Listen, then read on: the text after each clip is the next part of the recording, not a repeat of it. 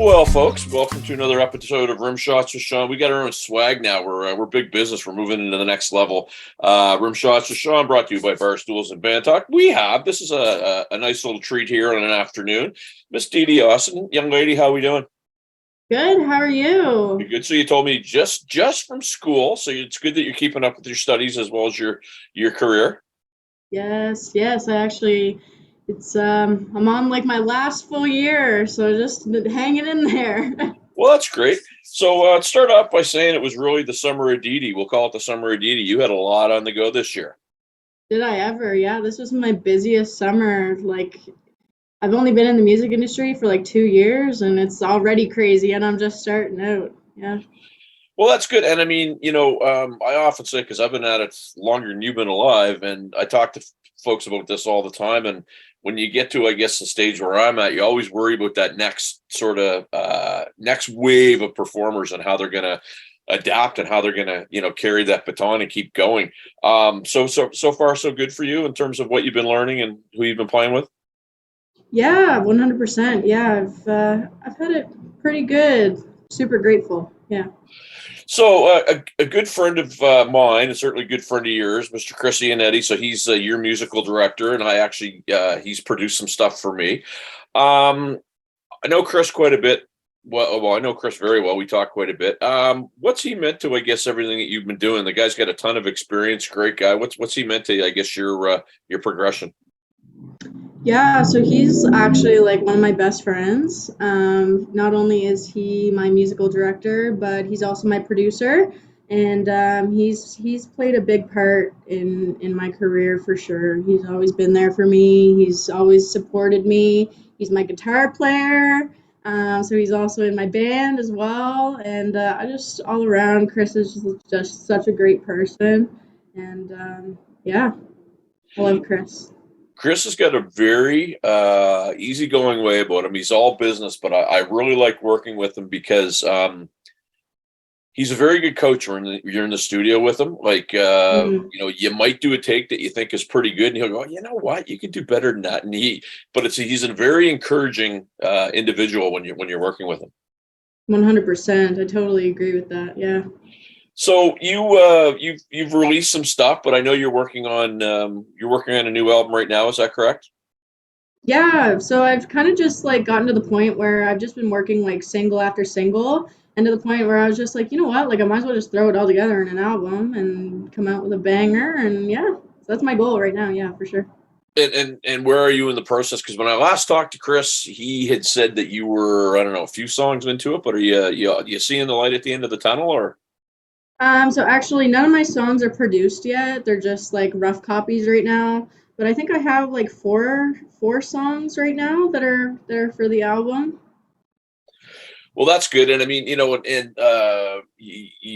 get to see this. You'll have your first one. You're pretty proud of it, but the more you get through it, you go, "Oh, that one's better than the last one, and that one's better than the last one." And it's really a process. And by the time you're finished, you're almost going, "Geez, that was really quick," and I want to keep going. And it's done. You gotta put it on the shelf and move on to some other things. Yeah. So, what do you have upcoming? Because I know you're back in school, and it's where you're at the age where you have to kind of juggle your school with what you're doing music wise, and that can be tough. Well, first off, I'll ask you: as somebody that's young, do you find it hard to be disciplined to? Because I couldn't do it. I kind of was really music focused, and my studies weren't great, and I squeaked through by the skin of my teeth. But do you find it hard to keep the balance? Yeah, it's very difficult actually. As a person who deals with anxiety just like personally as it is, it definitely makes it a lot more challenging than just like the normal human. Yeah, so I'm only 16, I'm in grade 11, and half of my schooling has been online actually, just because it's so much easier to throw a laptop in my suitcase and away I go. But yeah, I'm always traveling, and but luckily my school and my teachers are very like accommodating when it comes to my career, and they really understand like where I'm going and what my goals are and what my future plans are. So shout out to them because I honestly probably wouldn't be where I am in my educational studies if my teachers and my admin and guidance counselor, etc., weren't as understanding as they are. I want to go back to your anxiety piece for a second, just because Mhm. I have a daughter she's 20, but she struggles with that, and it just seems like probably when I was your age it was going on, but it was just dealt with differently. Mhm. How I guess what how does it affect you, and how do you cope with that? And because I'm sure some people your age, well, people any age could kind of glean from a little bit of that background. Yeah, so actually, I noticed my anxiety really started whenever the pandemic hit and I couldn't go outside with my friends or anything. I had no social life, and along with everyone else who went through the pandemic, but I found that being alone affected me a lot worse than what I thought. Mhm. Luckily, I do have my career and my music side, which has helped me a little bit with the escape of like feeling my anxieties. But yeah, so I actually ended up getting medicated for anxiety, but luckily being a musician and a singer, activeness comes with that as well as like exercising and running and all that good stuff. So I do quite a bit of that, which helps me with my anxiety. But yeah, I try and cope in healthy ways, not like some other teenagers out there. But yeah, my heart goes out to everyone who deals with the anxiety because You know, and it definitely does suck.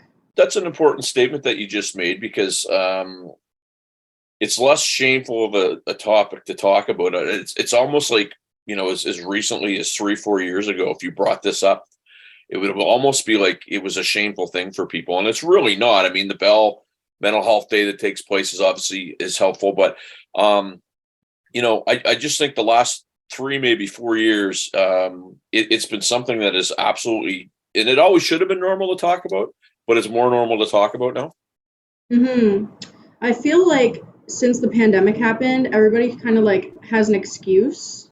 Kind of, it's like, yeah, I have anxiety, but it's due to the pandemic, which is true. The pandemic affected a lot of us in many negative different ways, for sure. Well, and I mean, this little show, I was doing a radio show on CIOE for, it was a sports show, and we Hmm. couldn't do sports. So we started talking about music, and the anxiety helped us. It was a timing thing. But one of the things that I picked up on right away was that people were they were freaked out. They didn't like the fact that they were stuck in their homes. They couldn't see their friends and sometimes family. Music was the one thing that really got them through, and really helped them get over that hump, and now into this sort of space where, hey, it's pretty neat now. We're back at it, and there's all kinds of good things going on. Did you find kind of Yeah. the same thing?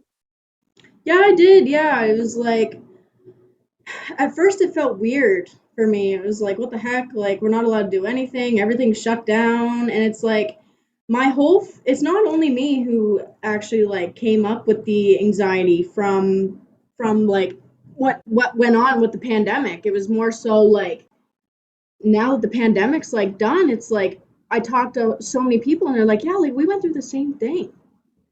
And it's like everyone relates to everyone, but it's like in that moment it's like everyone feels like they're all alone, like it's just them being affected, but no, it was like the entire world was affected in some which way.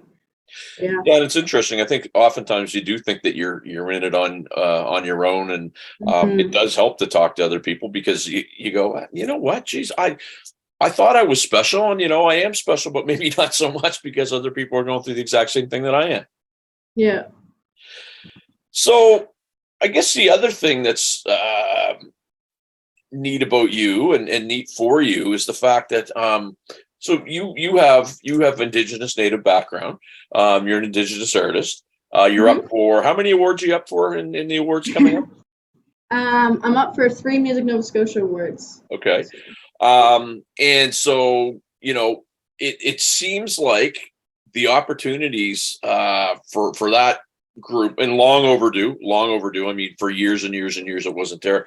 Um, but it seems like the opportunity and the timing for you are just really kind of clicking at the right spot. Is that a fair statement?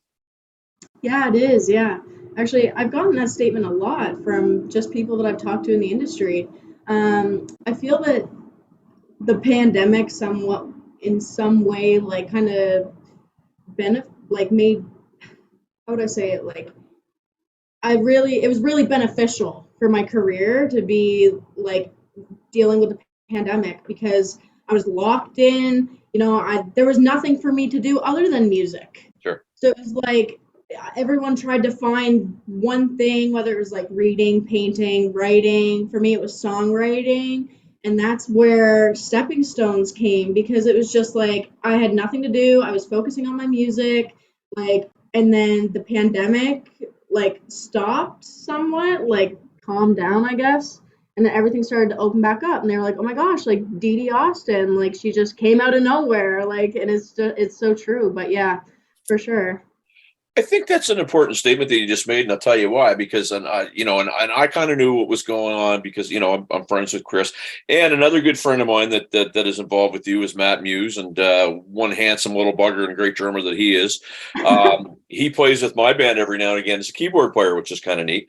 Oh Matt's a wow. great guy, but one of the things that they got me in the loop, but it wasn't out of a nowhere thing. You were, I guess, when things weren't going on, that's where you were cutting your teeth and kind of honing your chops, and then everything opened up. And here you are. Now, I will say there was an opening and then a closing and a stop and a start. And that was almost a cruel thing for people where you thought, hey, we're right back to being normal. And then, guess what? We're going to throw everybody back in their homes again. But you didn't come out of nowhere. You were doing the work and trying to get yourself to where you are now. Yeah, I mean, I guess so. I've definitely worked super hard. Shout out to my dad. We actually, it's funny, we call him Triple D now because everyone's like, oh yeah, like, hey, I'm Dee Dee's dad, Triple D. Like, anyway. But yeah, it's been me and my dad, like, right from the beginning. And, like, my mentor, Owen O'Soundley, like, it's kind of just been, like, my little team, my little dream team. But Yeah. yeah. But it's important to have surround your people with yourself like that, or yourself with people like that. People that have done it, which is smart because I mean Chris has been around for years and he's had a good career. Matt's knows his stuff. Your dad actually to me is really neat because I met him briefly at Chris's. Mm, But I'll tell you what was really neat about him is that you and him are kind of learning at the same time, right? yeah, He and I yeah. were chatting, and I got the sense that he was sort of new at it, but he was open to taking suggestions and feedback and asking Hmm. questions, which I think is kind of neat. Yeah, thank you. I actually really appreciate that someone had noticed that. Yeah, so me and my dad, we have a saying, and it's called flying by the seat of our pants. We have no idea what we're doing. We're kind of just going with the flow. Yeah, but it's super cool because we're both like on the same like learning spectrum, which is kind of fun because we're like, oh, dad, like look at this, like, and we kind of teach each other with the lovely teachings from other people in the industry as well. Well, and I mean, to me, and don't ever lose the whole learn from anybody mentality because unfortunately, you get old and bitter, and you start thinking that you can do it yourself. And there's great knowledge out there, and there's people that have done stupid things that find out what they've done and avoid them, and you'll have some success. Yeah. Unfortunately, people that are older than you sometimes don't live by that motto. Right. Yeah. So, it's funny there's for somebody that I really only met once, and obviously you're my kid. I've got a 16-year-old son, which is kind of funny, but I've got so many people in my life that I'm connected to that you work with. So I happened to be out at George P. Vanier a month or so ago, and I was speaking with a buddy of mine, Mr. Ashford Crawford, and yeah, Hey. wingnut right there, and he was telling me the story about getting you in to shoot that video for that you guys released. Have you worked with him at all? He's quite the character. Yeah, so actually it's funny that you bring him up. Like, he's also another one of my really, really good friends. He was actually my teacher. So George P was my junior high school. And Mr. Crawford was putting on like the yearly showcase. And he was like, hey, like, why don't you come audition? He was like, like, I really think that you'd fit in nicely. And, I was like, okay. So I went to rehearsal and everybody else was doing a cover. And I was like, well, I'm a songwriter. And I was like, Crawford, like, I really want to perform one of my originals. So anyway, long story short, 2 years go by. I did an original both years, and then we kind of just clicked. Like, and he's been like massive part of my support system, and he gives me so much advice, and he teaches me and my dad certain little tips and tricks, and And yeah, I just all around love Crawford. We actually shot the video for 16, which is my newest single that's out right now. Yeah. He's got one of the best senses of humor that I've ever been around because he's so quick and he's so witty, but at the same time, you kind of feel like it's your father that's doing it. Yeah. Kind of a weird, Yeah. you know what I mean? Exactly. Yeah, Yeah. and a super talented keyboard player as well. Look, 100%. you get stuff to do. You're a 16-year-old girl. You might have to go do homework or see your friends. So I don't want to keep you. But what I will ask you, I guess, as we wrap here is what's upcoming for you in the next little bit? Because 2022, there's still a little bit of roadway left before the year's over and we go into 2023. So what do you got upcoming?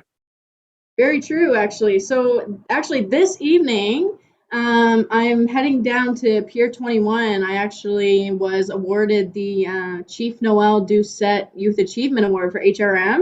So, I get presented that today. Very, very grateful for that. And then I'm off to Moncton later this week, and then to Sydney, Cape Breton for Nova Scotia Music Week. So you're busy, and you'll get the. I don't know if you travel with Chris, but you see his posts, and it's crazy. He's in Fredericton, then he goes to Pictou County and back to. I've never seen a guy that puts so I many miles on a know. vehicle. Oh my goodness. Oh, Um, I love Chris. I'll tell you a funny story about Chris. So we got an opportunity to do a show a couple weeks ago. Got a call on. It was like Thursday night at like midnight. Hey, can you play tomorrow night at the Halifax Ale House? So Chris was on the show. He was supposed to be playing with Merrimack. They double booked. So we went down there. Chris, he's just like very nervous and whatnot. Anyway, he got up and we didn't rehearse at all. Yeah. We didn't know any of the tunes. We just went up there, flew by the seat of our pants.